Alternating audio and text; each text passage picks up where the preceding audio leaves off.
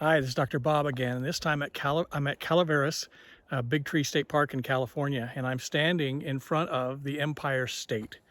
This is probably the largest of the trees here in this North Grove of Calaveras, Big Tree State Park, and it gives us an opportunity to just see these massive, massive trees. But there's a lot of lessons that we can learn from these trees, things that point us to the factual account that exists in the Bible and the truthfulness of that record. So what are some of those things? Well, first off, these trees at one time were very, very common over the entire northern hemisphere. So prior to the flood, the land mass that existed had an ecosystem that featured a lot of these giant sequoia trees. That's important because now we see them only really on the western face of the Sierra Nevadas, in California and up into Oregon a little bit. So there's just a few stands of these trees that were able to repopulate after the flood. How do we know that these trees did not exist prior to the flood? Well, it's interesting. Although dendrochronology is not a very exact science, because it counts on the fact that their assumption is that a tree only creates one growth ring per year, in spite of the fact that we have examples in trees where multiple growth rings can occur within a year. But in spite of that, when you look at these, even with those perhaps exaggerated dendrochronology dates, there are no trees that have been dated to much beyond 3,200 years old. So that puts them into the range of trees that then repopulated after the flood. So in spite of the fact that these trees, like all trees really, don't die of old age. They die because of infestations or because of fire or because of weather damage, lightning strikes, things like that. But they don't die as a result of old age. So these trees, the giant sequoias, are pretty unique because they really don't have much in the way of predator type enemies. We see a lot of the pine trees in Montana and in those areas being infested by beetles, but those do not infest the giant sequoias because of a number of factors. But one of the primary ones is that these trees have 2 to 3 foot thick on the bigger trees in bark. So there's this extensive bark that protects them from the traditional fires that clear undergrowth, as well as infestations from insects and things like that. In addition to that, because these trees naturally, their branches do not really extend into the lower part of the forest, they're pretty immune to the brush fires that will come through. So you don't get these canopy fires that are the real devastating fires to pine trees because the branches are so far off the ground. If the fire were to be extensive enough, then of course it can hop into the canopies of the giant sequoias, and then you have a real problem. And you would have these trees being susceptible to fire. But basically what that tells us is that these trees, because of the fact that they don't really have any predatory type enemies, they are able to survive for great periods of time. And these trees then, the earliest examples, the largest trees, then date to the stands that repopulated immediately after the flood. So these trees would have occupied great areas of the ecosystems prior to the flood. There are related trees, the metasequoias, which were thought to be extinct, but have now, stands of them have been found in China. And they are a smaller tree, of course, but they are a related type of tree.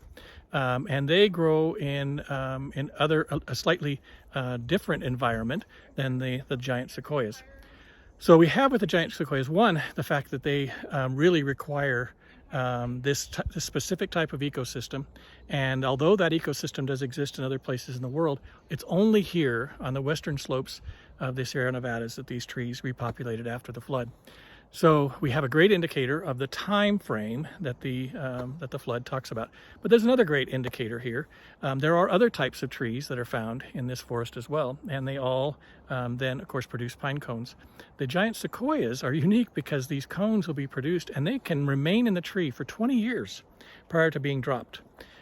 These trees, there's an interesting situation where there is a small grove of just a few trees downstream. There was a flood a number of years ago, and it transported these cones from these giant sequoias downstream.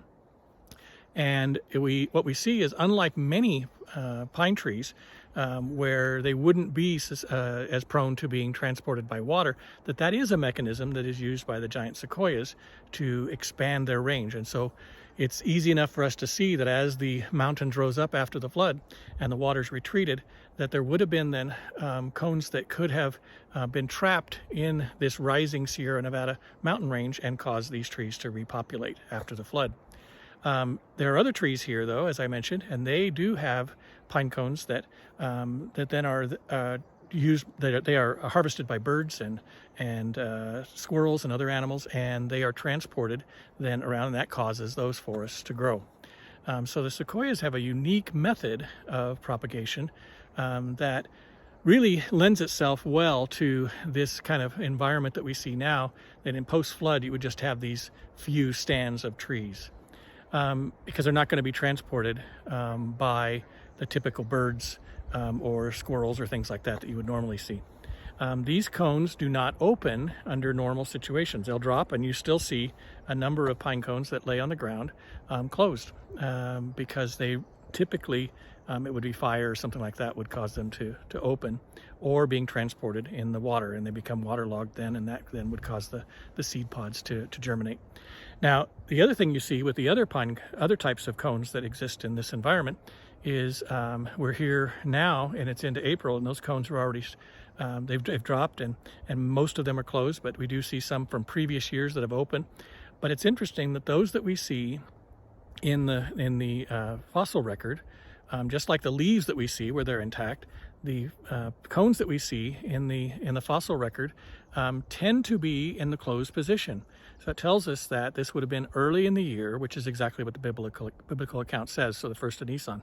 And so in the spring, the flood would have come. It's interesting then that, of course, at the end of the flood, of course, it comes again on the 17th of Nisan. They leave the ark, and so we know that again in the spring, now as these plants are moving into their germination stage and everything, that then the plants begin to repopulate the earth.